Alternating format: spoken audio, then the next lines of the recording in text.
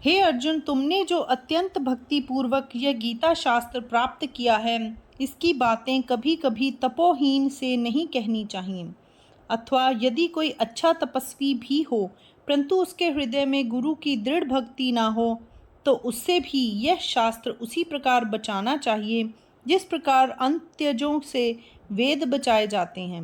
कौआ चाहे बहुत अधिक वृद्ध ही क्यों ना हो, परंतु फिर भी जिस प्रकार उसे यज्ञ की आहुति का शेष भाग नहीं दिया जाता, उसी प्रकार ऐसे तपोवृद्ध को भी यह गीता नहीं देनी चाहिए जो गुरु भक्ति से हीन हो।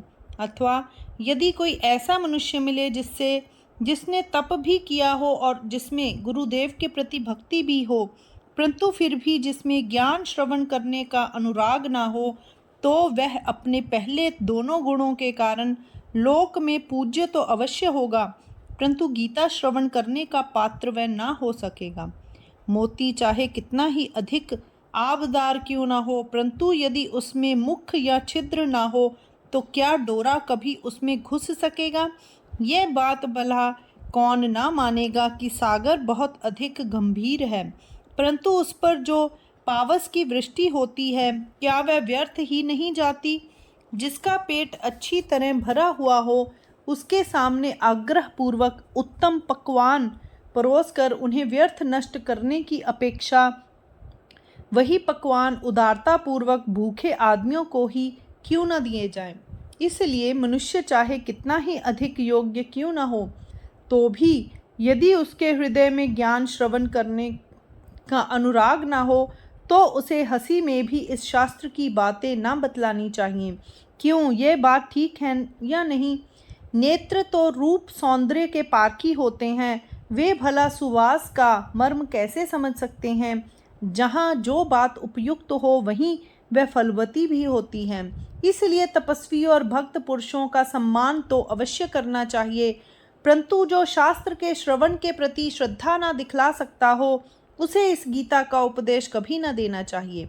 अब मान लो कि किसी में तप है, भक्ति है और श्रवण का अनुराग भी है, और इस प्रकार सारी सामग्री एकत्र है, तो भी इस गीता शास्त्र का निर्माण करने वाले और समस्त लोगों के मुझ प्रभु के संबंध में जो प्राय तुच्छतापूर्ण बातें कहा करता हो, अथवा जो मेरे भक्तों के संबंध में भी और स्वयं मेरे संबंध में भी बहुत सी निंदापूर्ण बातें कहा करता हो, उसे भी तुम गीता शास्त्र सुनने के लिए उपयुक्त पात्र ना समझो। उसमें जो और सब गुणों की सामग्री है, उसे बिना दीप ज्योति वाली रात की दियट ही समझना चाहिए। मान लो कि किसी का रंग बहुत गोरा है और वह तरुण भी है और अलंकारों आदि से भली भांति सुसज्जित भी है, परंतु उसके शरीर में प्राण नहीं है। अथवा खरे सोने का बना हुआ मंदिर है, परंतु उसके दरवाजे पर नागिन रास्ता रोककर खड़ी है। अथवा दिव्य अन्न पककर तैयार है, परंतु उसमें कालकूट विष मिला दिया गया है। अथवा मैत्री तो है, परंतु उसके अंदर कपट छिपा है। हे बुद्धिमान अर्जुन, तुम यह बात अपने ध्यान में रखो कि उन लोगों की भी ठीक इसी प्रकार की दशा होती है जिनमें तप, भक्ति और बुद्धि तो होती है, परंतु फिर भी जो मेरे भक्तों की अथवा मेरी निंदा करते हैं, वे लोग भी उक्त पदार्थों की भांति दुष्ट होते हैं। इसीलिए हे पार्थ, मेरे भक्तों की और मेरी निंदा करने वाला पुरुष चाहे भक्त, बुद्धिमान और तपस्वी ही क्यों ना हो, तो भी उससे कभी इस शास्त्र का स्पर्श भी मत होने दो। हे अर्जुन, अब मैं इससे अधिक और क्या कहूँ? निंदक चाहे स्वयं ब्रह्मा के समान प्रज्ञावान ही क्यों न हो, तो भी तुम उसके हाथों में यह गीता कभी हंसी से भी मत दो। इसलिए हे धनुर्धारी पांडव, जो नींव में तप की भरपूर भराई भरकर उसके आधार पर गुरु भक्ति का दृढ़ मंदिर बन गया है और जिसका ज्ञान श्रवण की लालसा वाला सदर दरवाज़ा सदा खुला रहता है और निंदा के अभाव के रत्नों से जिसका सुंदर कलश बना है, उस निर्दोष भक्ति रूपी मंदिर में इस गीता रत्न रूपी ईश्वर की स्थापना करो। ऐसा करने से तुम इस संसार में स्वयं मेरी ही योग्यता तक पहुंच जाओगे। अ, उ और म, इन तीनों मात्राओं के गर्भ में ओंकार एकाक्षर रूप से बंद पड़ा हुआ था, वेदों के उस मूल बीज प्रणव का इस गीता की शाखाओं से विस्तार हुआ है। अथवा यह समझना चाहिए कि श्लोकों के फूलों और फलों के द्वारा यह गायत्री ही अवतरित हुई है। जिस माता के लिए एक बालक के सिवा और कोई ना हो, उस माता को जिस प्रकार ऐसा बालक प्राप्त करा दिया जाए जिसके लिए माता के सिवा और कोई गति ही ना हो, उसी प्रकार जो व्यक्ति इस महामंत्र से भरी हुई गीता का मेरे भक्तों के साथ बहुत प्रेम पूर्वक योग करा देता है, वह शरीर पात के उपरांत अवश्य ही मेरे साथ मिलकर एक रूप हो जाएगा। और जब तक ऐसा पुरुष देहाकार रूपी अलंकार धारण करके देखने में मुझसे अलग रहेगा, तब तक वह मुझे हृदय से अत्यंत प्रिय होगा। ज्ञानी, कर्मठ और तपस्वी में से केवल ऐसा पुरुष मुझे जितना अधिक प्रिय होता है, उतना अधिक प्रिय इस भूतल पर मुझे और कोई दिखाई नहीं देता। जो भक्त मंडली के जमावड़े में गीता का कथन करता है, जो मुझ ऐश्वर्य संपन्न के संबंध में अपने मन में पूर्ण प्रेम और भक्ति रखकर शांतिपूर्वक संतों की सभा में गीता का पाठ करता है, जो उन भक्तों को उसी प्रकार रोमांचित करता रहता है जिस प्रकार नए पत्ते के निकलने से वृक्ष हर्ष से रोमांचित होते हैं, जो उन्हें उसी प्रकार हिलाता है जिस प्रकार मंद वायु के झोंके वृक्षों को हिलाते हैं, जो उनके नेत्रों को उसी प्रकार रस से आर्द्र करता है जिस प्रकार उन वृक्षों के फल रस से आर्द्र होते हैं, जो कोकिल के पंचम स्वर में पुकारता है, जो भक्त मंडली रूपी उपवन में वसंत काल के समान प्रवेश करता है, जो साधु जनों की सभा में केवल मेरे स्वरूप पर ध्यान रखकर गीता के पद्य रूपी रत्नों की उसी प्रकार लगातार और बहुत अधिक वर्षा करता है, जिस प्रकार चंद्रमा के आकाश में उदित होते ही चकोर का जन्म सफल होता है, अथवा जिस प्रकार मोरों की कूक का उत्तर देता हुआ वर्षा काल का नवीन सजल मेघ आ पहुँचता है, उसी पुरुष के समान सचमुच मुझे और कोई प्रिय नहीं है। आज तक ना तो कोई उसके समान मेरा प्रिय हो सका है और न आगे कोई उतना अधिक प्रिय होता हुआ दिखाई देता है। हे अर्जुन, जो गीता के अर्थ से संतों का आतिथ्य सत्कार करता है, उसे अब तक मैं सदा अपने हृदय के अंदर ही रखता आया हूँ। तुम्हारे और मेरे संवाद में मोक्ष धर्म को जन्म देने वाली जिस कथा का विस्तार हुआ है, उसके सकल अर्थ का ज्ञान करा देने वाली इस गीता का जो बिना एक अक्षर में भी परिवर्तन किए पाठ करेगा, वह मानो ज्ञान की अग्नि सुलगाकर उसमें अज्ञान की आहुति देगा और शुद्ध मति होकर मेरा स्वरूप प्राप्त करेगा। गीता के अर्थ का भली भांति अन्वेषण करके ज्ञानी लोग जो कुछ प्राप्त करते हैं, भाई सुविज्ञ अर्जुन, वही उन लोगों को भी प्राप्त होगा जो तोते की तरह इस गीता का पाठ करेंगे। गीता का अर्थ जानने वालों को जो फल प्राप्त होता है, वह गीता का केवल पाठ करने वालों को भी प्राप्त होगा। यह गीता रूपी माता कभी ज्ञानी और अज्ञानी संतान में कोई भेद नहीं करती, और जो बिना किसी मार्ग के निंदा किए शुद्ध बुद्धि से गीता के श्रवण के प्रति श्रद्धा रखता है, उसके कानों में गीता के शब्द ज्यों ही प्रवेश करते हैं, त्यों ही उसके पाप उसे छोड़कर उससे बहुत दूर भाग जाते हैं। जिस प्रकार वन में अग्नि प्रवेश करते ही उसमें रहने वाले प्राणी दसों दिशाओं में भाग जाते हैं, अथवा जिस प्रकार पूर्व गिरी के शिखर पर सूर्य का उदय होते ही अंधकार अंतराल में जाकर छिप जाता है, उसी प्रकार ज्यों ही कानों के महाद्वार में गीता की झंकार पहुँचती है, त्यों ही सृष्टि की उत्पत्ति के समय तक के पाप नष्ट हो जाते हैं। इस प्रकार यह जन्म रूपी बेल निर्दोष होकर पुण्य रूपी सुंदर फूलों से फूलती है और अंत में उसमें अपरंपार फल आते हैं। कारण यह है कि कानों के द्वारा गीता के जितने अक्षर अंतःकरण में प्रवेश करते हैं, उतने अश्वमेध यज्ञ करने का फल प्राप्त होता है। इसलिए गीता के श्रवण से पापों का नाश होता है, पास के पुण्य खूब बढ़ते हैं और अंत में उन पुण्यों के द्वारा इंद्र का वैभव प्राप्त होता है। मेरे स्वरूप में आकर मिलने के लिए वह जो प्रवास करता है, उसका पहला पड़ाव स्वर्ग में होता है और वहाँ वह जितना अधिक सुख भोग करना चाहता है उतना अधिक सुख भोग कर अंत में वह आकर मेरे साथ मिल जाता है। हे अर्जुन, गीता सुनने वालों को भी और गीता का पाठ करने वालों को भी इस प्रकार अत्यंत आनंददायी फल प्राप्त होते हैं। अब मैं इन बातों का कहाँ तक विस्तार करूं? जो कुछ कहा जा चुका है वही यथेष्ट है, परंतु जिस कार्य के लिए मैंने इस शास्त्र का इतना अधिक विस्तार किया है उस कार्य के संबंध में मैं अब तुमसे एक बात पूछता हूँ। हे पार्थ, तुम एक बात बतलाओ, ये समस्त शास्त्रीय सिद्धांत तुमने एकाग्र चित्त से सुने हैं ना? जिस प्रकार मैंने यह ज्ञान तुम्हारे कानों तक पहुँचाया है उसी प्रकार यह ज्ञान तुम्हारे मन में भी भरा है ना? या बीच में कोई ऐसी बात रह गई है जो तुम्हारे ध्यान में आने से छूट गई हो या जो उपेक्षा के कारण यूं ही रह गई हो? मैंने जिस प्रकार इस ज्ञान का तुम्हें उपदेश दिया है, यदि उसी प्रकार यह ज्ञान तुम्हारे अंतःकरण में भर गया हो तो फिर मैं जो कुछ पूछता हूँ उसका तुम उत्तर दो।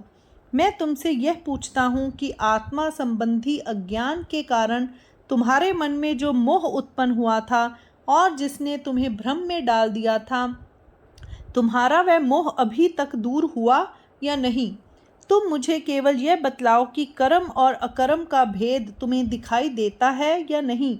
श्री कृष्ण ने अर्जुन के सामने यह प्रश्न रखकर उसकी ऐसी अवस्था कर दी थी कि वह आत्म आनंद के अद्वैत रस में निमग्न होने और उसके संबंध में कुछ पूछने के बदले फिर उसी पुराने द्वैत भाव पर खिंच आया था। अर्जुन पूर्ण ब्रह्म रूप हो गया था, परंतु उस समय जो कार्य सामने आ पड़ा था उसे सिद्ध करने के लिए श्री कृष्ण ने उसे भेदभाव वाली मर्यादा का उल्लंघन नहीं करने दिया था। और नहीं तो सर्वज्ञ श्री कृष्ण ने अब तक जो कुछ किया और कहा था उससे क्या वे परिचित नहीं थे? परंतु अर्जुन को फिर से द्वैत के भान पर लाने के लिए ही उन्होंने उससे यह प्रश्न किया था। उस समय देव ने अर्जुन से उक्त प्रश्न करके और उसे फिर से अर्जुनत्व के भान पर लाकर उसके मुख से उसका यह अनुभव कहलवाया था कि अब मैं पूर्ण हो गया हूँ। फिर जिस प्रकार क्षीर सागर से निकलने वाला और आकाश में अपनी प्रभा फैलाने वाला पूर्ण चंद्रमा बिना अलग किए ही सहज में और स्पष्ट रूप से सबसे अलग और निराला दिखाई देता है, उसी प्रकार उस समय अर्जुन को एक ओर तो यह बात नहीं भूलती थी कि मैं ब्रह्म हूँ और दूसरी ओर उसे दिखाई पड़ता था कि सारा जगत ही ब्रह्म है। एक ओर तो उससे संसार छूट रहा था और दूसरी ओर ब्रह्मत्व भी क्षीण हो रहा था। इस प्रकार वह ब्रह्मत्व के संबंध में कुछ उल्टा सीधा विचार करता हुआ बड़े कष्ट से एक बार फिर देह अभिमान की सीमा पर पहुंचकर रुक गया और वहीं वह यह सोचकर खड़ा हो गया कि मैं अर्जुन हूँ। फिर अपने कांपते हुए हाथों से उसने अपनी उठती हुई रोमावली दबाकर पसीने की बूंदें पोंछकर और तेजी से चलते हुए श्वास के कारण कांपते हुए अंगों को संभाल कर शरीर की विचलता बहुत निग्रह पूर्वक रोक कर दोनों नेत्रों से अश्रुओं के प्रवाह के रूप में आने वाली आनंद अमृत की बाढ़ को जहाँ का तहाँ रोक कर नाना प्रकार की उत्कंठाओं के कारण भर जाने वाले गले को ठीक करके और उन उत्कंठाओं को अपने मन में ही दबाकर लड़खड़ाती हुई जबान को संभाल कर और सांस ठिकाने लगाकर अर्जुन ने कहना आरंभ किया। अर्जुन ने कहा, हे भगवान, आप ये क्या पूछ रहे हो कि मोह ने अभी तक मुझे छोड़ा या नहीं? वह तो अपने गोत्र के सभी भावों को लेकर अपना डेरा डंडा मेरे मन से उठाकर कभी का मुझे छोड़कर चला गया। भला यह कभी भी संभव है कि सूर्य किसी के पास आकर पूछे कि तुम्हें आंखों में अंधेरा दिखाई देता है? इसी प्रकार आप भगवान श्री कृष्ण मुझे इस समय आंखों से प्रत्यक्ष दिखाई दे रहे हैं और यही क्या कम है? फिर जो बात किसी प्रकार का प्रयत्न करने पर भी प्राप्त नहीं हो सकती, वही बात आप माता से भी बढ़कर प्रेम पूर्वक मुझे जी भरकर बतला रही हैं। अब जिस दृष्टि से आपने मुझसे यह प्रश्न किया है कि तुम्हारा मोह अभी तक दूर हुआ या नहीं, उस दृष्टि से मैं कहता हूँ कि हे महाराज, आपके प्रसाद से मैं कृतकृत्य हो गया। मैं अभी तक इसी भ्रम में फंसा हुआ था कि मैं अर्जुन हूँ, परंतु अब आपके प्रसाद से आपके स्वरूप का ज्ञान होने पर मैं मुक्त हो गया हूँ। अब ना तो प्रश्न करने के लिए ही स्थान रह गया है और न उत्तर देने के लिए ही। हे देव, आपके प्रसाद से मुझे जिस आत्मबोध की प्राप्ति हुई है वह मोह का कहीं नाम निशान भी बाकी नहीं रहने देता। अब जिस द्वैत भाव से यह प्रश्न उत्पन्न होता है कि अमुक काम करना चाहिए या नहीं करना चाहिए, वह आपको छोड़कर और किसी में मुझे दिखाई नहीं देता। इस विषय में अब मुझे कुछ भी संदेह नहीं है। मैं अब उस अवस्था में पहुंच गया हूं जिसमें कर्म बिल्कुल बच ही नहीं जाते। आपकी कृपा से आज मैंने मैं अर्थात आत्मस्वरूप प्राप्त कर लिया है और इसीलिए कर्तव्य कर्मों का बिल्कुल नाश हो गया है। अब मेरे लिए आपकी आज्ञा के सिवा और कुछ भी शेष नहीं रह गया है, क्योंकि जिसके दृष्टिगोचर होने पर यह दृश्य विश्व नहीं रह पाता, सो जो स्वयं दूसरा होने पर भी द्वैत का नाश कर डालता है, जो एक होने पर भी सदा सब स्थानों में निवास करता है, जिसके साथ संबंध होते ही समस्त बंधन टूट जाते हैं, जिसकी आशा होते ही और सब आशाओं का अंत हो जाता है, जिसके साथ भेंट होने पर स्वयं अपने ही साथ अपनी भेंट हो जाती है, वह मेरे आराध्य गुरु देवता आप ही हैं, जो ऐक्य के सदा साथ रहने वाले हैं, जिनके कारण अद्वैत बोध के प्रांत में प्रवेश होता है और स्वयं ब्रह्म रूप होकर कृत्य और अकृत्य का बखेड़ा दूर करके और एकनिष्ठ होकर जिनकी अपरंपार सेवा करते रहना चाहिए, जो अपने भक्तों को अपने आप में उसी प्रकार मिला लेते हैं जिस प्रकार सागर से भेंट करने वाली नदी आकर स्वयं सागर ही बन जाती है। वे आप मेरे निरुपाधिक सेवा योग्य सद्गुरु हैं। इसीलिए अब आप यही समझ लें कि मेरे ऊपर ब्रह्म स्वरूप के साक्षात्कार का उपकार हुआ है। मेरे और आपके बीच में जो भेदभाव वाली बाधा थी उसे दूर करके आज आपने मुझे अपनी सेवा का मधुर सुख प्राप्त कराया है। इसीलिए हे देवादि देवेश्वर श्री कृष्ण, अब आप मुझे जो कुछ आज्ञा देंगे मैं उसका बिना पालन किए ना रहूँगा। अर्जुन की यह बात सुनकर श्री कृष्ण आनंद से विभोर हो गए। उन्होंने अपने मन में कहा, समस्त फलों से बढ़कर फल आज मुझे अर्जुन के रूप में प्राप्त हुआ है।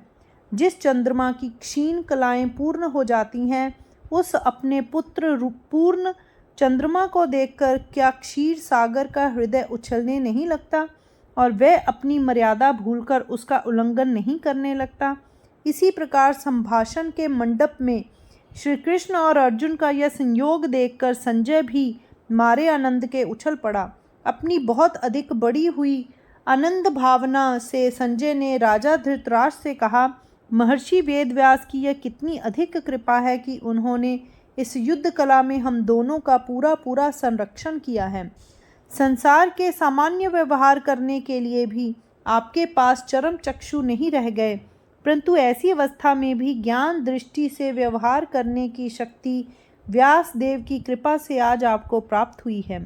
मुझे तो केवल घोड़ों की परीक्षा करने के लिए रथ पर बैठने वाली वीर मंडली में प्रवेश करने का सौभाग्य प्राप्त हुआ था, सो मेरी समझ में भी ज्ञान की जो ये सब बातें आने लगी, यह भी महर्षि व्यास देव का कृपा प्रसाद ही है।